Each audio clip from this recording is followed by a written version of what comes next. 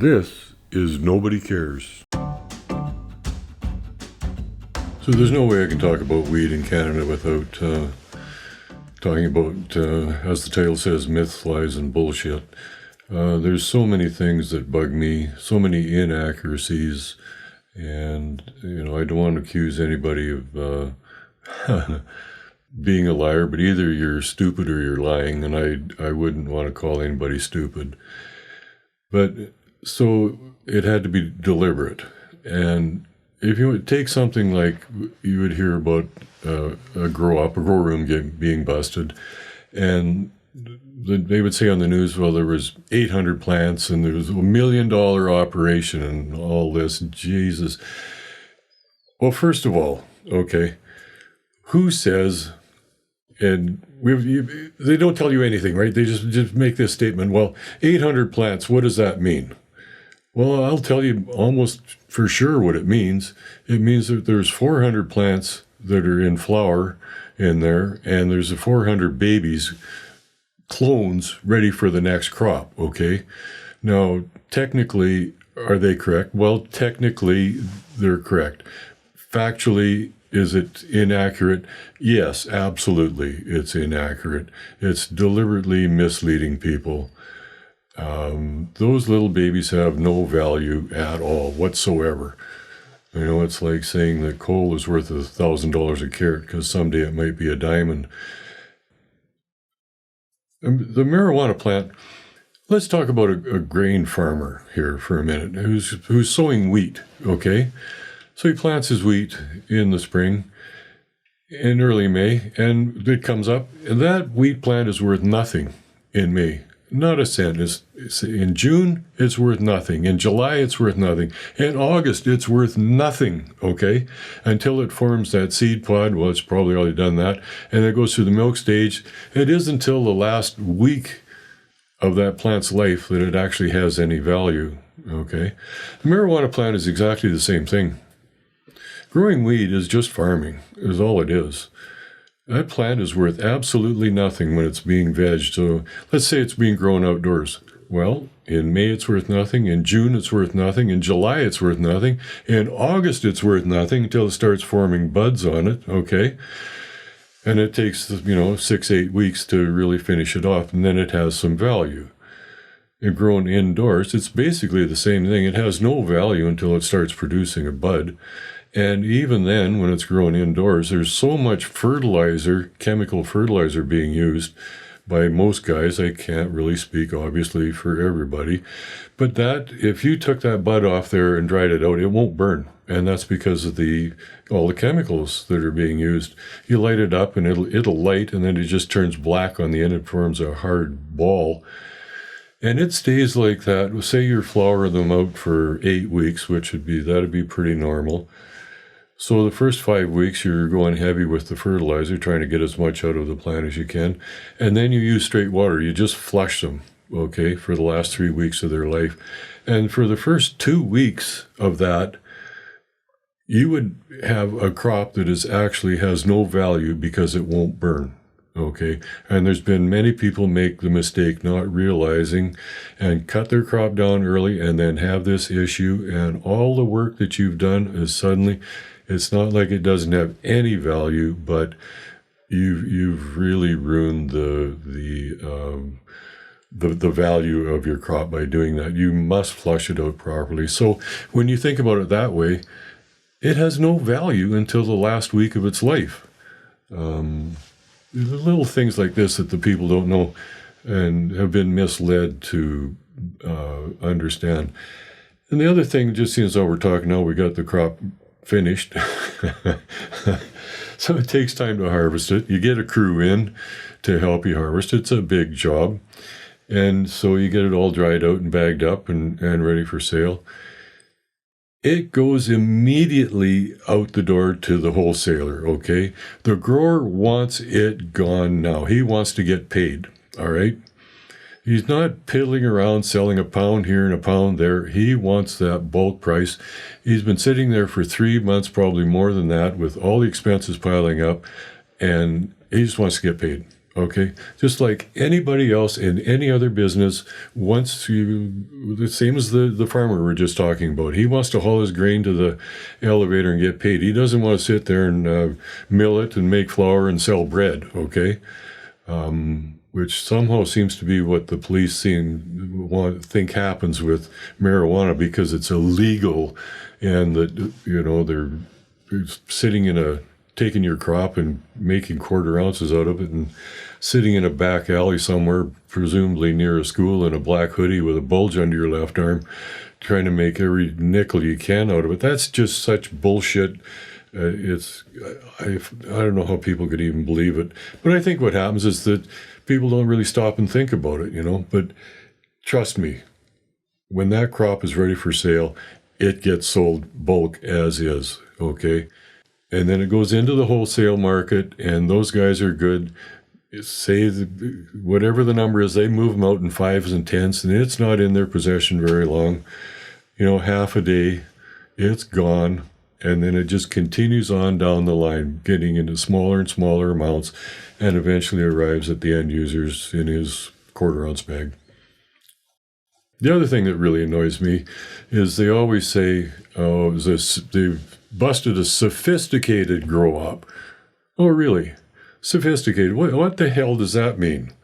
Are they trying to tell the public that we have to deal with sophisticated criminals? Like, what's the purpose of saying sophisticated? Who in their right mind, if they're spending all this money and time and setting up an operation, would build something that was unsophisticated? You want to do the best damn job that you can. I have no clue. What'd you do? Go to France and buy your timers over there? I guess that'd be sophisticated. Well, you're going to put the air in, your exhaust, and your intake fans and your timers, everything. Of course you are. You're going to keep the room clean and do the best damn job you can. I just don't understand. What would unsophisticated be? I don't know, hang a bulb in the old chicken coop and throw a couple plants in there, I guess. It's just fucking stupid. Somehow the police managed to leave the impression that nobody has any expenses, okay? Well, it's just taken 3 months minimum to get this crop out, but everybody has to eat every day, a couple times, right, for those 3 months. Everybody's got truck payments. You got to buy gas for the truck. You got to pay the mortgage. You got to pay the hydro bill. You got to pay the taxes. There's fertilizer to buy. There's et cetera, et cetera. Then you get a crew in to do the harvest. They have to be paid. All right. Not to mention the capital expenditure, in the first place, which is, okay, that's up to the boss. That's fine. He's willing to do that. And that's going to come out of his end. But generally, the way it works is that once you got the crop off and dried, bagged, and sold, let's say it's a 24 liter. Okay, I've been using that quite a bit for some reason. There's no real reason why I should too, but it's just a nice number. And let's say you get a pound per bulb, and the wholesale price is $2,500. Well, that's 60 grand. Okay. So whoever's been sitting there, you always have somebody that has to live in the house and make the house look normal, of course, and do all the watering and make sure the timers and everything are working properly. He's getting a third. That's pretty standard, okay. And then the owner, if there's just one, and perhaps there's two, okay, so they're going to get the 2/3, right? But there's also another person that's going to get paid off here, and I'm not going to talk about him. And that arrangement is different. It's not always done that way, where somebody's holding the mortgage so that you don't lose the house, okay? But there's a financial obligation there, all right? And then the rest of it goes to whoever the boss is, and if he has a partner or not. I think people just fail to realize that. Just $60,000 isn't that much. You start deducting all that stuff off there and think about 3 months. So the kid, or whoever, I shouldn't say kid, it wouldn't necessarily be, it's a friend. So he's getting $20,000 for 3 months. But he's got to pay back. Well, first of all, I should say, okay, you've got the 60 grand. I always forgot this. So all the expenses come off the top first. Okay. So all the harvest guys, that come in to do the harvest, they get paid. All the fertilizer, all those expenses come off the top first before there's any split. Okay. And then, everybody has expenses, and now he's got to look after himself for the next 3 months. And to suggest that he shouldn't be paid a little bit better than working at Safeway, well, come on. All right. So I got wondering one day how many smokers there were in Canada, how many people smoked weed in Canada, and that if everybody that smoked weed in Canada had a toke at the same time, how much weed would that take? And the first time I did this was back, could be as much as 10 years ago, actually. It was definitely before the government legalized weed. And so the figures would be a little out of date. I don't even remember what they were. I do remember the number that I came up with. But we're going to redo that today. And I just recently heard that, it was in the news that Canada has gone over, our population is now 40 million. And so we're going to use that. It's apparently I remember reading something that approximately 12% of the population smoked weed. But they weren't talking just about Canada. They were talking about Europe and the Western world, really, that it was an average of 12. And I remember them saying in there that Canada was a little bit above that I don't know what it is, the cold winters maybe, or what, but that we actually smoked a little bit more here in Canada than we were above average, I guess, put it that way. So I was wondering what to do about this, and I want to be really conservative in all my estimates that I'm going to use here, because I hate statistics. They're never accurate, and you can do so many different kinds of things with statistics. So what we're going to do here while we do this little experiment is be really conservative with the numbers. So what I'm going to use is 10%. So 10% of 40 million is 4 million. Okay, so we're going to assume that we've got 4 million smokers in Canada. Actually, that sounds quite reasonable to me. So then we have to decide on how much we're going to allow each person to smoke. Everybody's going to get the same amount. And again, I'm going to be really conservative.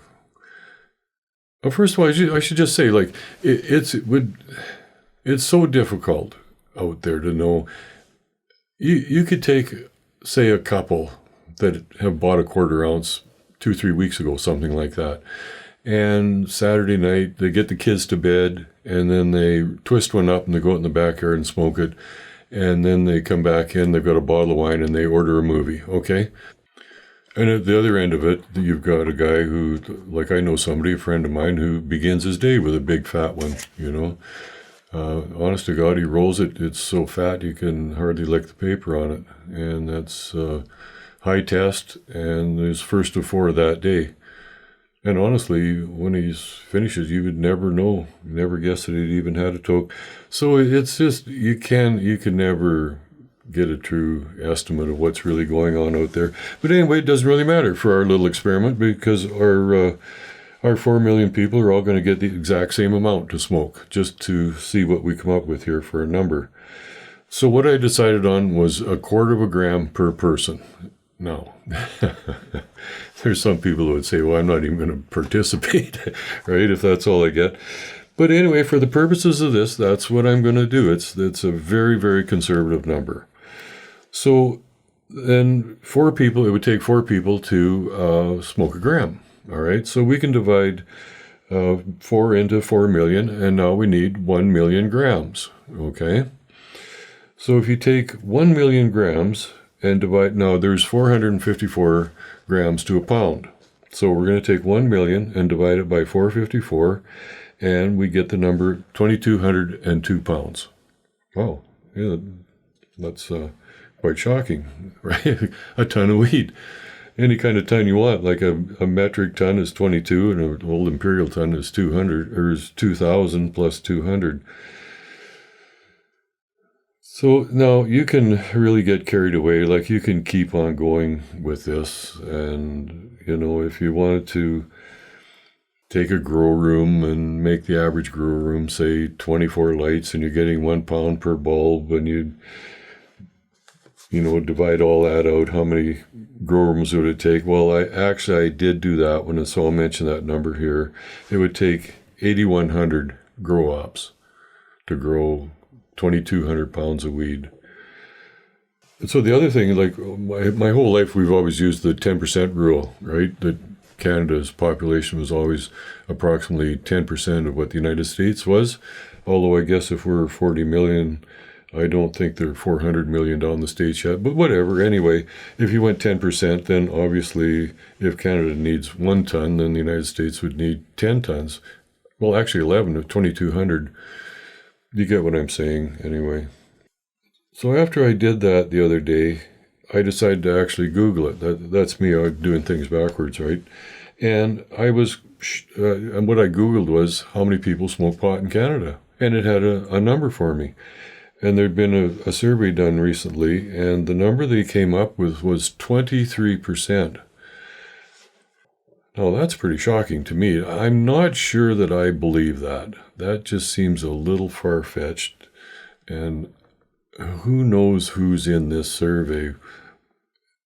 It went on to say that 20% in the United States, and that they had an 11-country average of 9%. It didn't say what countries or how this survey was conducted or anything else about it. So I'm not unhappy using 10%. I'm pretty sure it is low now, especially with it being legal here in Canada. It's probably brought a few more smokers into the market. So in the early 90s, there was 2 plants that came across the border from the United States. They weren't plants, they were babies, they were clones that came across the border. And they came from Oregon, from outdoor weed that was being grown in Oregon, which is actually the California strain. It's a sativa strain. It's the famous California bud that we'd all heard about. Those plants came across the border into Canada. And this was just at the beginning of the indoor production of marijuana in Canada. And they became the basis for the business. Those 2 plants spawned thousands and thousands of plants. Those 2 would have been vegged up, clones taken from them, however many they got, and then probably 1 more time in order to get enough to actually do a room, okay? And in the circle that I'm aware of and knew about, which was quite a big circle, it was the bud for years and years and years. And it was a wonderful bud. It was very potent. It wasn't the aroma was not overpowering. And it was easy to clone as well. There was an issue with it, though. It wasn't designed to be grown indoors.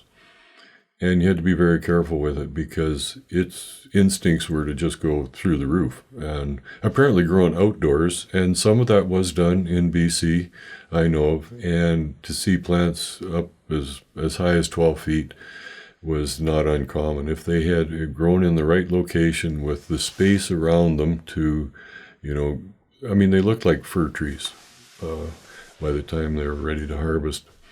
And they were very productive. There was a lot of weed on one of those plants, grown outdoors I'm talking about here. Indoors was a different story. They still had the ability to really produce a lot of weed, but they were weak. And this tendency to go straight up, like they grew like crazy. And so you had to be really careful when you flipped them. And you couldn't let them get too big before you flipped them into bud because they would just shoot up another couple feet and then continue to grow from there. And it didn't matter how good your lights were. Well, they all use the same kind of lights anyway, or the number of fans that you have, and you use the fans to strengthen the stalk on them. They were just weak. And so what happened was we'd end up using tomato cages on them first to keep them upright, and then they would continue to grow, and then you would have to use a stake on them as well.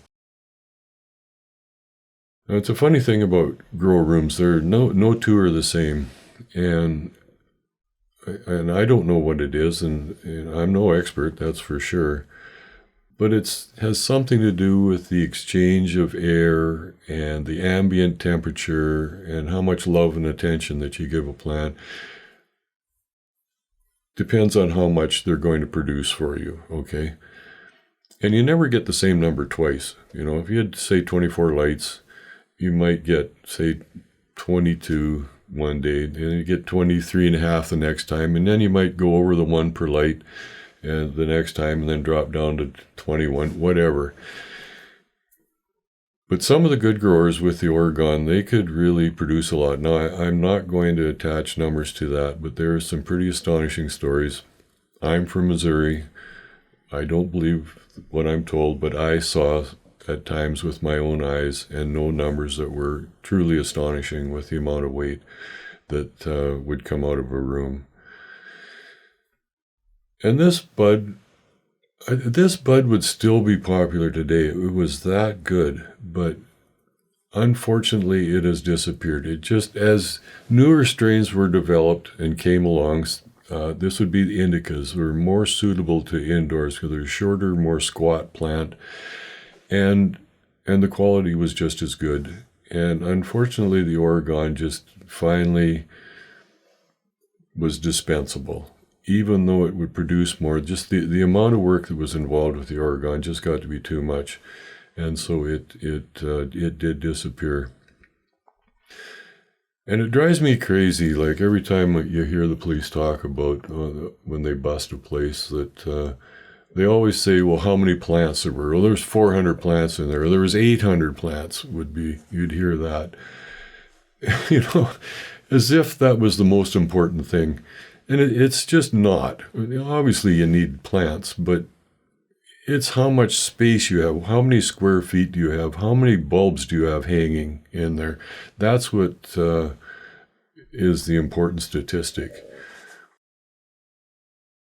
So this is actually, the reason I'm telling this little story, it's an addendum to the story that I told about how much weed would be smoked in just a one-off in Canada by the 4 million smokers that we have.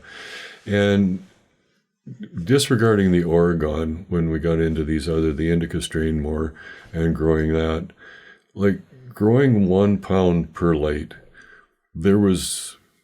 the majority of the growers out there would have been thrilled to get that, certainly. And like, again, you would also hear stories about producing more than that. I don't know. I can't speak to that.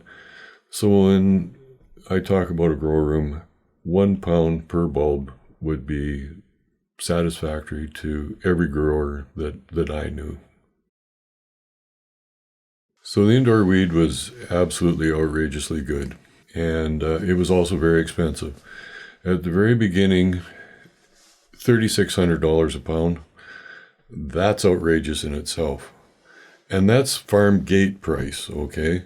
That's $225 an ounce buying it by the pound. Nobody ever could imagine that kind of price. But it was worth it, and there was no problem getting rid of it at all, that's for sure. And of course, that also brought a lot of people into the business. And, I can't really speak too much about that, but that's obvious, really.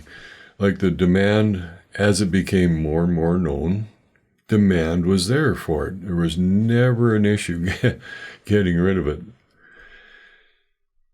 But the interesting thing about it was, and I can't really talk about time lapse here, but 2 decades, let's say, when I sort of became interested in what was going on there. I'd been away from it for a long time. So from the mid-90s till 2015, really, I guess that'd be 2 decades, right? Production increased and increased and increased, and sales. And where I'm going with this is the wholesale price would come down, okay? Now, it's difficult to talk about weed in Canada and Western Canada because there's other weed around. There was still the Colombian was coming in. Hashish was, although not as available as it was decades before that. And I attribute that to just global interest, really. There's only so much of it, and those guys can put it wherever they want, basically. And so it wasn't guaranteed to show up every year. So it's really a mishmash of in the domestic weed market, or the I guess that's the way to say it, in the weed market. But the wholesale price for weed did nothing but come down. And once it came down, it never went back up again. Okay. So let's take sort of in the early 2000s, in the early to mid 90s, like I say, it started out at $3,600 a pound farm gate price. And 10 years later, that price was probably $2,500 a pound, okay? This is not per pound. This is bulk wholesale price, all right? Oh, that's quite a drop. Mind you, we got 8, 9, 10 years have gone by here. But the point that I'm trying to make is that it went from 36, it went to 32, and then it went to 30, and then 29. It got stuck at 28 for quite a while, if I'm remembering correctly. 25, it really hung there for a long, long time, but it never, once it came down, it never, ever went back up.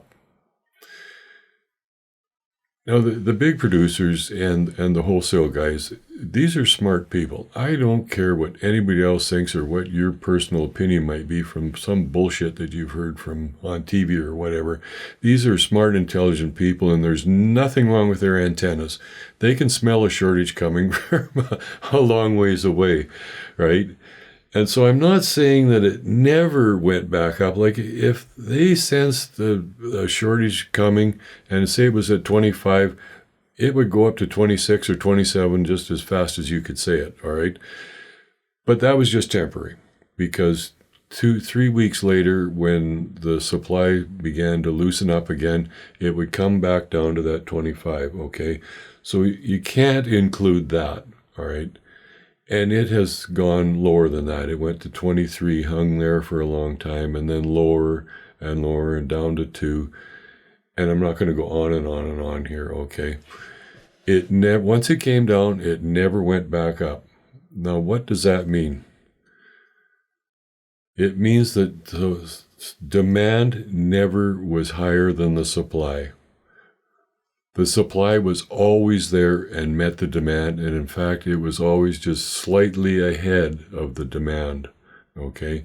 That is just economic realities. That is the basis of economics, the basis of supply and demand, okay? It was established in what I was seeing there, okay?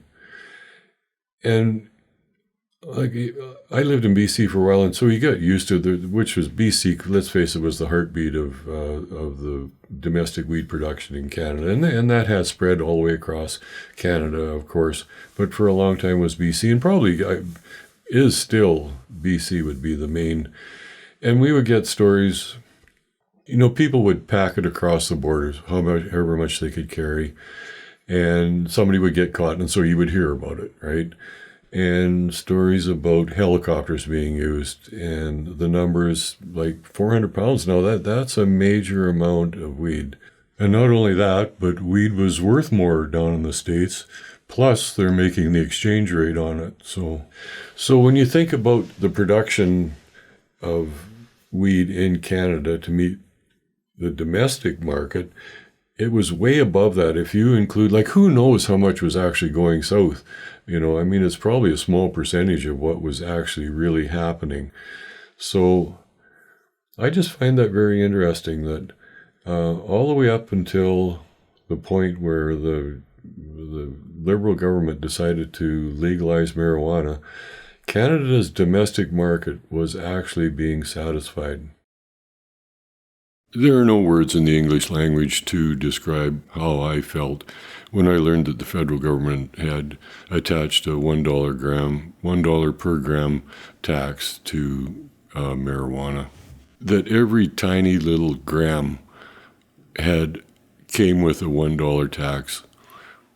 That a pound of marijuana, 454 grams, has $454 of tax attached to it, plus the GST, just simply boggles my mind.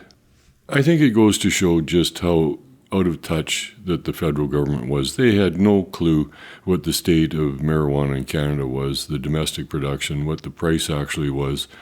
And as I stated earlier, if you've listened to my clips all along the way here, that the gold rush was over. The heyday was gone years ago, a decade before they decided to step into the picture. I think they just simply believed their own bullshit, the same bullshit they'd been spewing for decades about what was going on in Canada, some $7 billion underground economy that existed. And they failed to take their own advice that we've heard so many times from them when other situations where, if something seems too good to be true, then it probably is. And as I stated earlier, that the price was dropping because production was increasing, and that just continued, and the price continued to drop, and that only can mean one thing, and that is that Canada's domestic marijuana market appetite was being satisfied. Now, you might find this extreme or ridiculous. Well, I don't care. But in my opinion, all the government had to do and should have done, is just get up there, dust their hands off, and say that marijuana was no longer going to be illegal in Canada, and just let the domestic production continue. I talked about the Herbal Health Center in Vernon. There would have been a lot more places like that start up. The government could have, put in some sensible rules about legal age limit, things like that. And the stores would have popped up all over the place. And everything would have been just fine. This is 2023 here when I'm doing this, the fall of 23. 5 years have gone by, and I guarantee you that by now we wouldn't even be talking about it anymore. It would be all, it would just be all history. There would not be, two prices for weed in Canada, and all this bullshit that's going on. You're never getting rid of the open market. No government should ever want to do anything more than just sit back and collect taxes on products that are being sold in Canada. I think a sensible approach would have been for the government to say that you wouldn't be able to, that every grow room would have to be inspected by a master electrician or journeyman electrician to make sure that everything was kosher, and that you would not be able to purchase or sell your product unless you could produce that certificate. And people would have done the right thing. They would have done that, and this would all have worked out. And, when the tax man takes a look at your books and he can see that, you purchased, 8 pounds of weed on October the 10th from Bill Smith, and you paid this much for it, and here's his certificate of inspection. Okay, he's had that done. And so, okay, fine. Then you go look up Bill Smith if you want. Tax department, they can do whatever they want. Bill Smith, yeah, October 10th, there it is. Yeah, he sold 8 pounds of weed to, the Starlight Emporium on October the 10th. He received this much money for it, and he paid his taxes on it. Oh, some legitimate deductions in there. Had to buy a new fan fertilizer? Of course. It's just farming. That's all this is. It's just farming. Am I thinking everything here when I'm making these statements? No, probably not. You can't really predict everything. Would everything have just gone really smoothly, nobody getting hurt? No, probably not. But that's what happens in the open market, right? The strong survive.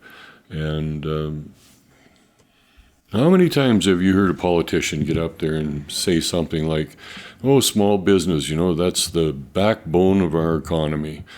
Well, the federal government stomped all over small business in this country when they legalized and took over the production of marijuana. There would have been these small businesses farming operations in every corner of Canada to benefit a hell of a lot more people than it's benefiting now. This shotgun capitalism, that's what I'll call the government, you know. The government has no business ever entering into the any market and doing what it did. Most of these guys couldn't roll a rock down a hill without the instruction manual, and everybody knows how inefficient the government is, and, well, let's just say arrogance and ignorance is a really bad combination. This poor, maligned, misunderstood plant that Mother Nature provided to the whole world for free for its recreational value, free for its medical value, references going back to Chinese medicine to 3000 BC. This plant that has no strikes against it anywhere, and all of the problems associated with cannabis have been caused by government.